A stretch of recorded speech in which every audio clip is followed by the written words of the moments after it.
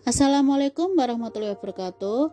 Perkenalkan, nama saya Novira Rosalina. Saya merupakan mahasiswa Proksus Fakultas Kesehatan Masyarakat Universitas Muhammadiyah Gresik dengan NIM 201102025.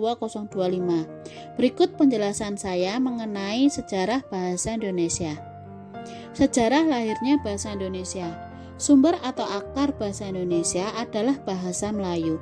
Bahasa Melayu pada masa itu disebut dengan lingua franca atau bahasa perantara untuk berbagai kegiatan yang ada di masyarakat seperti perdagangan dan kebudayaan. Bukti tertulis adanya bahasa Melayu ditemukannya prasasti seperti Prasasti Gandasuli di Jawa Tengah tahun 832 Masehi, Prasasti Bogor di Bogor tahun 942 Masehi. Bahasa Indonesia lahir pada tanggal 28 Oktober 1928 bertepatan dengan Sumpah Pemuda. Para pemuda berikrar bertumpah darah yang satu, tanah Indonesia, berbangsa yang satu, bangsa Indonesia, dan menjunjung bahasa persatuan bahasa Indonesia. Unsur yang ketiga dari Sumpah Pemuda merupakan pernyataan tekad bahwa bahasa Indonesia merupakan bahasa persatuan bangsa Indonesia. Pada tahun 1928, bahasa Indonesia dikukuhkan kedudukannya sebagai bahasa nasional.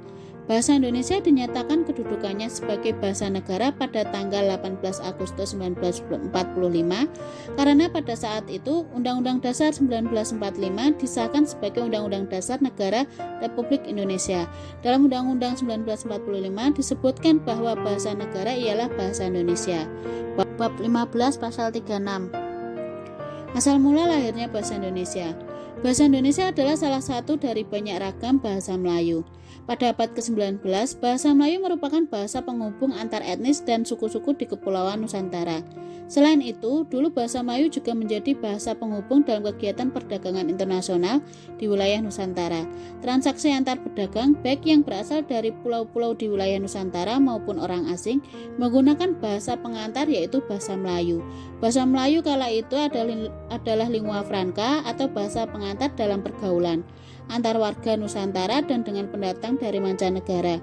Hal ini merupakan salah satu alasan mengapa bahasa Melayu ditetapkan sebagai dasar bagi bahasa Indonesia.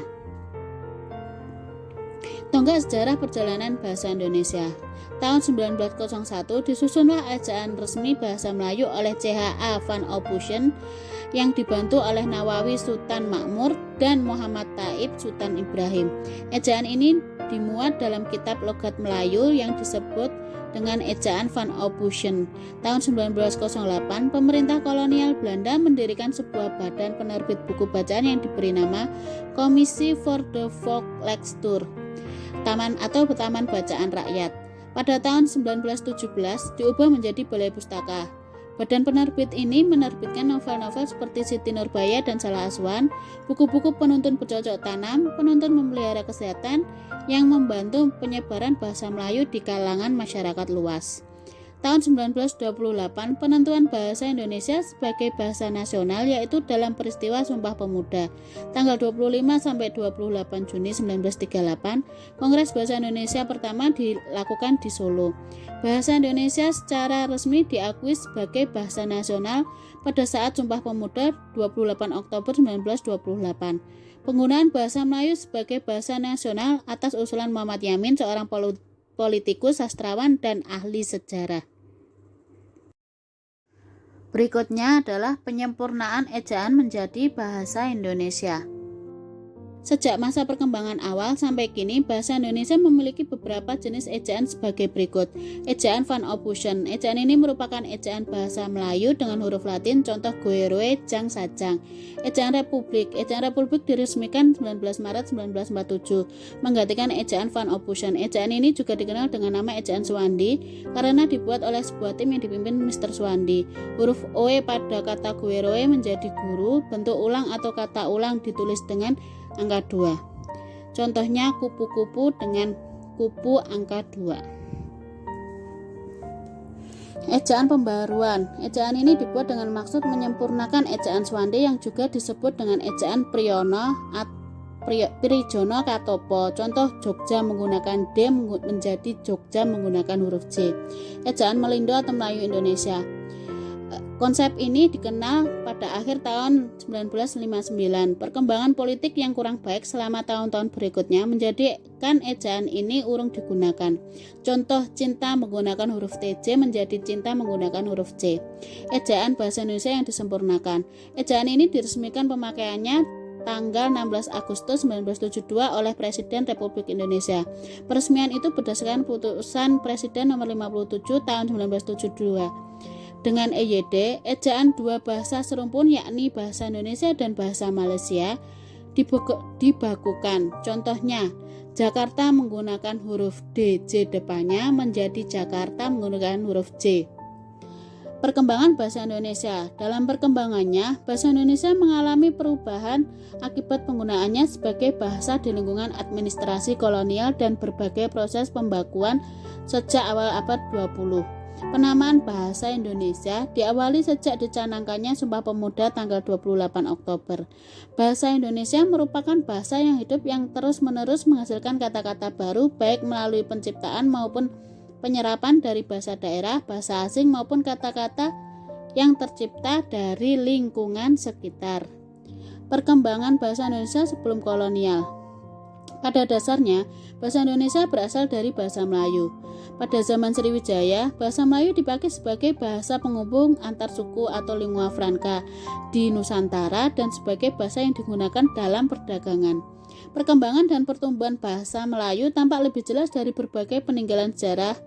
Yang pertama, tulisan yang terdapat pada batu nisan di Minyo 7 Aceh tahun 1380 Masehi, Prasasti Kedukan Bukit di Palembang tahun 683, Prasasti Talang Tuwo di Palembang tahun 684, Prasasti Kota Kapur Bangka Barat pada tahun 686, Prasasti Karang Brahi Bangko Merangi Jambi tahun 688. Perkembangan bahasa Indonesia di masa kolonial.